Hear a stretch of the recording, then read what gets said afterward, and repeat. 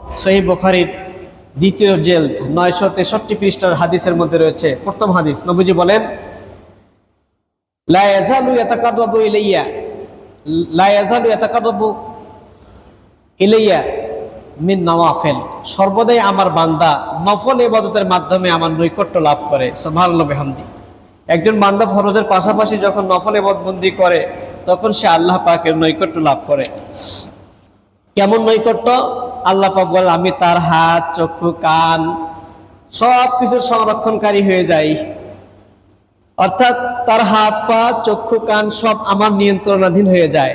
সে হাত দিয়ে ইচ্ছে করলো আমার নিয়ন্ত্রণের বাহিরে কোনো কিছু করতে পারে না। সে চোখ দিয়ে খারাপ কিছু দেখতে পারে না, চোখটাও আমার নিয়ন্ত্রণে। কান দিয়ে সে খারাপ কিছু শুনতে পায় না, কানটাও আমি আল্লাহর নিয়ন্ত্রণে নিয়ে নিই। সুবহানাল্লাহ বিহামদি।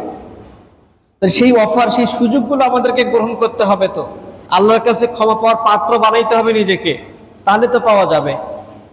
আপনি টিউবওয়েলে পানি নেবেন, জগের মুখটা যদি নিচের দিকে করে রাখেন আর তলাটা যদি টিউবওয়েলের মুখ বরাবর রাখেন আর সারা জীবন পানি কল চাপেন, তাতে কি পানি ভরবে?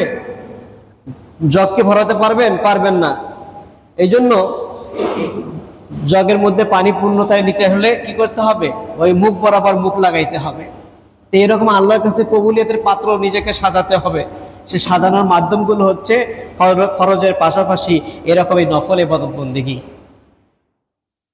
আল্লাহ রাব্বুল আলামিন আমাদের সকলকে তৌফিক ইনায়াত ফরমান। সকলে বলে আমিন।